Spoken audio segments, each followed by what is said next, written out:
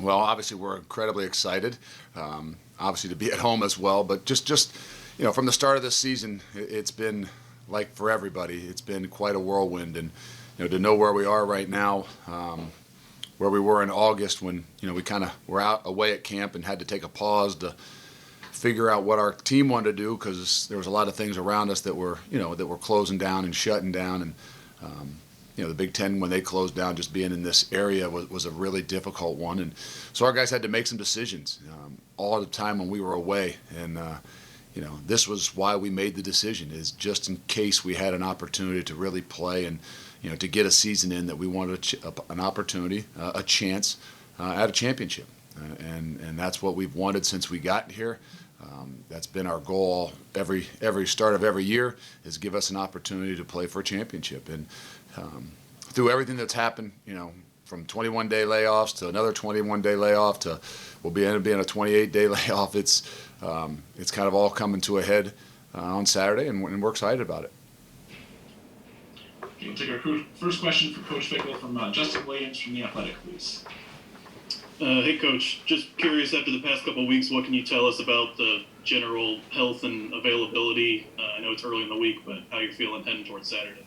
Well, I think all of our team now, for the most part, is back off of the protocols for a lot of things. But I don't know that you all know that, and we all know that different things are affected by it. So I think we're in a pretty good shape and in a pretty good place right now, getting through some minor things that come along with having being off for 14, 15, 16 days or so.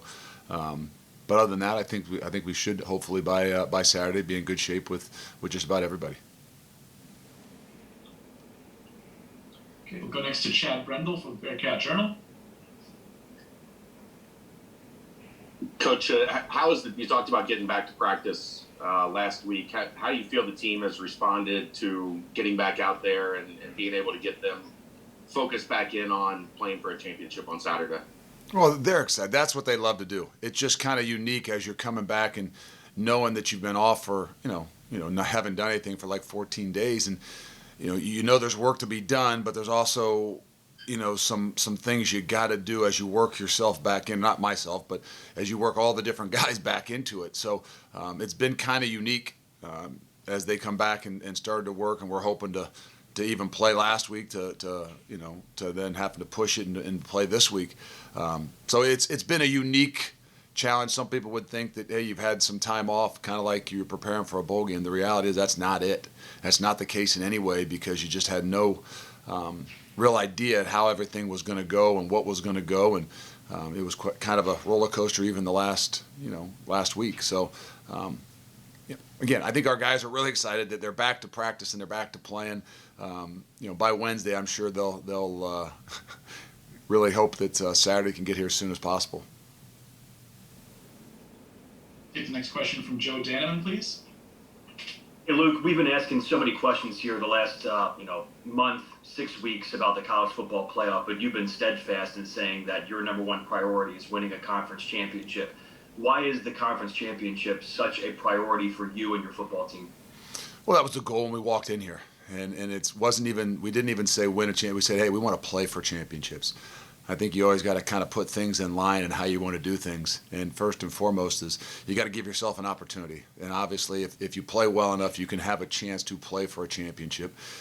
If you play well enough there, then you have a chance to win a championship. So I just think it's all making sure our guys can kind of lock in and focus from the day we walked in the door here 4 years ago about the little things that you got to do in the process that has to go and take place in order for you, to see goals that you dream of down the end of the line.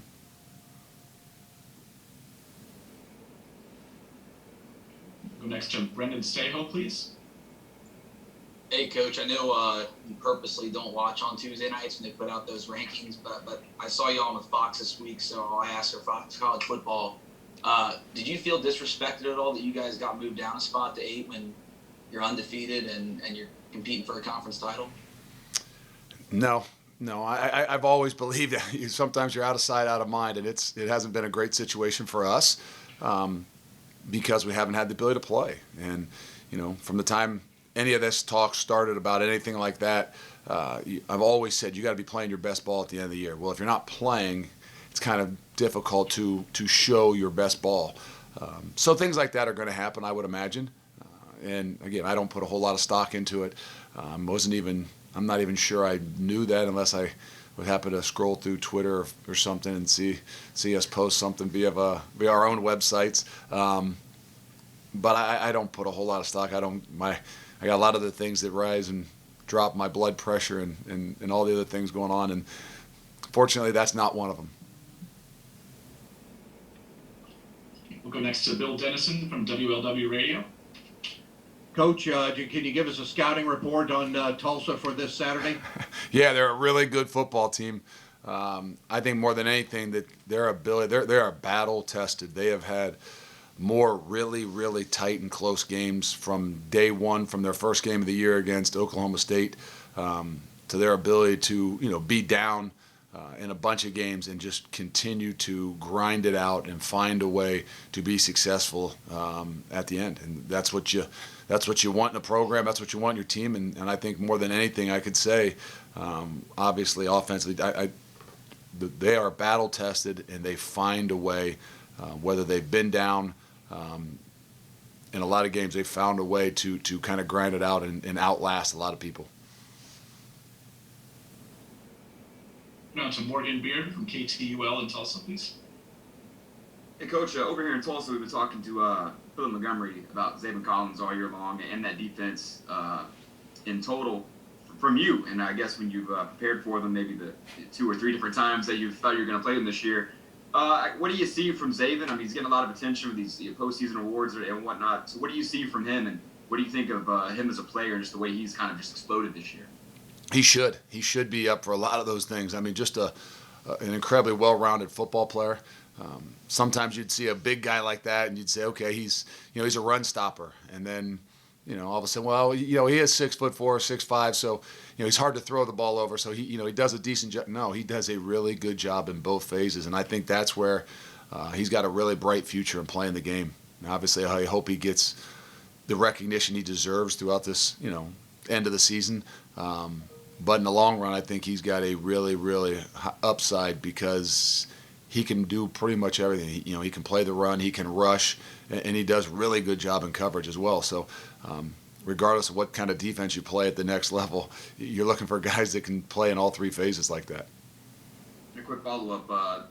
Montgomery also likes to talk about the rest of the defense, saying he thinks he has 2 all-conference cornerbacks as well. What do you see from Tulsa on that side of the ball, outside of Zaven as well? What makes them so difficult? And I guess what do you see from them that presents such a challenge for you guys? Well, I think length is a big deal, and I think that they've done a great job as you look across the board, especially in that back end. Corners that are long, and they do a good job that with some of their 8-man drop stuff and mixing up coverage, so they're not just kind of out on an island all the time. So I think that the balance to being able to mix it up gives their guys a great opportunity to be aggressive, whether that's clouding it up and being able to trigger and play some run defense as a corner at times. And their length, they just like you said with Zaven, I think it gives you a lot of issues when you've got guys, especially in the back end, with a lot of length. We'll go next to Keith Jenkins from the Cincinnati Enquirer, please. Hey, Luke, you touched on this previously a little bit earlier, but, when you have so much time to prepare for a single opponent, what could be a con to that for you, just from a preparation standpoint?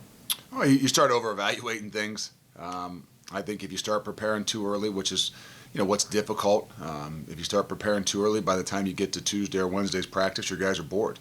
And they can't kind of, get in a rhythm to kind of get that point in time where they, on Saturday night that they're ready to roll. And if you get them too early, get them ready too early because you start game planning and working on the things that you're going to see so early, I think it can backfire on you at times. So it's quite a balance, and that's why it's been so unique with, having a layoff and then coming back and not knowing exactly, as you were trying to come back, when you were going to play. And so it's been a challenge, let's just say. We'll go back to Joe Danneman. The next question, please.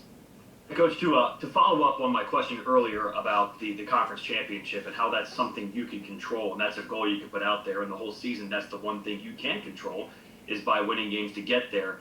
obviously the college football playoff is out of your control. So my question is, it's been such a talker amongst your fan base, the college football playoff here the last month. How much of that is something that you even care about, considering that you can't control it as a football coach? Well, I mean, I can't lie that I don't care about it, because that would be a lie. And again, I can't say that in a sense because, we use it in recruiting, and it generates and creates momentum for our program. Not to mention our kids love it, and when you've got positive momentum, whether it's, talk or this, that, and I think that's the greatest thing about what college football has. They don't put 64 guys in a bracket and say, well, it's pretty easy to figure out who's the best one, because you all play each other and you go. You create some controversy in college football because you got a bunch of different people that believe that they deserve a shot. So with that controversy creates more talk, and it does the same thing for us in our program. I think it's great for our community. I think it's awesome for recruiting. You just got to know how to handle it. And I worry as a coach, if our guys get too tied up in worrying about things like that they can't control, it can take away from the things that they can control and what they need to do. So there's a balance to it. I understand. Obviously, it's always great to even be in the mention, to put yourself in a position where you're even mentioned and can be talked about. And then you got to use it. You got to use it in the positive way, whether it's with your team or with your program or in recruiting or within your community. So, it's tricky. You got to be smart with it. But I think that all in all, it does a lot for our program. Go back to Chad Brendel, Bearcat Journal, for the next one, please. Coach, when you watch this Tulsa team, do you see any of maybe what you guys were going through the past couple years in building that winning mentality, playing a lot of close games? Is there familiarity there with you when you watch them? No, I think so. I think that Phil's been there for a while. But even last year, as they came in here with, I don't even know what their record was, but I know that they, had a lot of close games and hadn't won them. And I thought it was a really good football team when they came in here, and then they left out of here, and I knew it was a really good football team. So you've seen it continue to grow, and I think that's where you really kind of build who you are, and you love to build who you are by having some of those close wins and comeback wins, because you grow even faster, like happened to us, I think, in year two. But I think that you definitely see a battle-tested team and has fought through a lot of those things, because a year before they probably lost some of those close games, and this year they've been phenomenal in those close games. Go back to Justin Williams from The Athletic, please. Coach, I know you'd prefer to focus on just the football stuff, and you've talked a lot this year that you haven't had that luxury. No one really has. How have you seen yourself grown or change as a coach, whether the past couple of weeks, everything you've been dealing with, or just going all the way back to August? I don't know. I mean, I guess in some ways you really got to rely upon a lot of other people, because you gotta listen. Whether that's your other coaches, whether that's the players, the leadership group on your team. You're trying to figure out. I use the example of 2020, and you got to have ability to be flexible, whether it's the COVID stuff, whether it's canceled games, whether it's social and all are great for us to grow, whether it's as a football program, as a coach, as a leader, as a father. And my ability to kind of rely upon a lot of other people and listen more than I talk, because there's a lot of different things they go through, whether they're assistant coaches' heads or a lot of the guys on our team's heads, just with everything that has gone on from the start of camp through this entire season. Okay, we'll go next to Gary Miller, Local 12, please. Coach, one of the reasons, I know it's easier to get in the Final Four if you're closer to it. So one of the reasons the committee gave for Iowa State jumping was the wins over Texas and West Virginia. With so many conference championships coming up this weekend, do you feel like these two teams could play in any of them, Big Ten, SEC, Big 12, and be competitive and have a chance to win them? I do. I mean, I haven't studied every other, conference or program, but I think it's pretty evident. I think what Tulsa has done this year, and the ability to, like I said, to be good in all three phases, meaning you've got to be able to win close games, and they have done a great job of that. They've played obviously Oklahoma State, who at one time was up there as well. And we've been battle tested. I think that we maybe haven't had one of those games this year that somebody would kind of reference back. Whether it was an SEC team or something like that. But I think in the way that which we've played in all three phases, playing really well defensively, offensively, and really dynamic in the special teams, I think it gives us a chance. There's no doubt. I mean, I think that we would be able to play. I believe Tulsa would be able to play in any of these other conference championships and be in a really good position. I don't pay attention to Vegas. I don't know what Vegas would say. And most coaches would say that about their team. But I do believe it because it's not a one-dimensional team on our side, and I don't think it's a one-dimensional team on Tulsa's side either. Go next to Jason Sam, BearcatReport.com. Hey, Coach, you're obviously not the only one to deal with layoffs this year. There have been pauses, obviously, as everybody deals with COVID and stuff. But going into this situation specifically, like, what have you done, or how are you planning on hopefully, eliminating any rust or bad starts or anything from your team just due to the layoff and not having that game action? Well, we tried to have some semblance of a scrimmage on Saturday. Obviously it's not a scrimmage. Obviously it's not live. Obviously you're not tackling.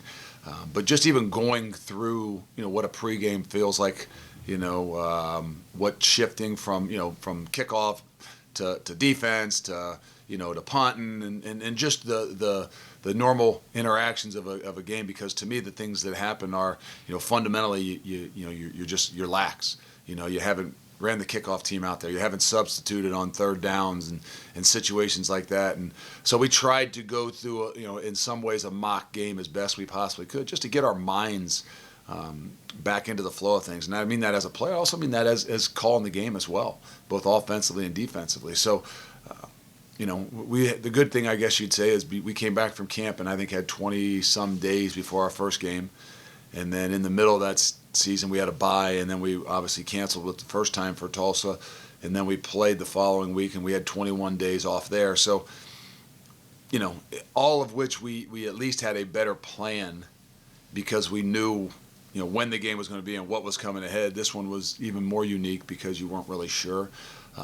So nonetheless, I hope and believe that our guys with the maturity and, the older guys that we have, that we have done a good enough job since we've done it twice this year. And but we'll tell. Saturday will tell.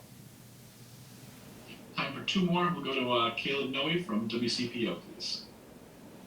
Hey, Coach, I want to ask about Des Ridder a little bit here. Obviously, everybody's seen how he's come onto the scene this year, but he seems like a guy who just quietly gets the job done and does his thing. I want to ask you, though, I hope it's not a broad question. I want to ask you who he is off the field. What do we not see from Des Ridder by just watching the games on Saturdays? Well, you probably haven't seen, because when you say he's a guy that's kind of come on the scene this year, for us, he's been on the scene for 3 years. He was a redshirt guy when we came in here, and had no idea what and who he was, and he just was running around over there on the scout team. And had he not probably been hurt as a freshman in camp, he probably would have had some opportunities to play in his true freshman year, just based on the way the season was going for us. And he's a guy that is incredibly competitive in what he does.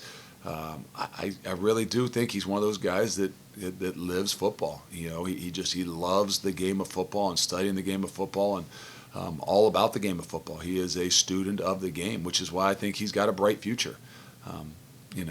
Last year I think he struggled a little bit because he is such a perfectionist, and he wanted everything. He believed in that second year he wanted everything to go as he thought it and planned it out in his mind. And I think he went through some ups and downs, realizing that it's never going to happen quite the way you envision it. And there's a lot of things that are just going to have to do and continue to do a bit on the fly, because it's so unique of how everybody prepares against you, in general. So he's a guy that loves the game. I think that he's got still a high ceiling. He could continue to grow in a lot of areas, just as a football player, and the sky's the limit. Okay, take the final question from Keith Jenkins with Cincinnati Enquirer, please.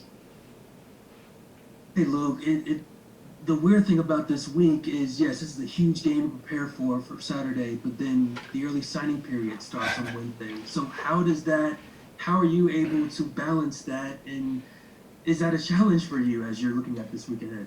There's no doubt, because that's a big part of our program. I mean, recruiting is a huge part. Now, I'm not saying we were going to, by any means, push anything that we're doing to prepare for this game.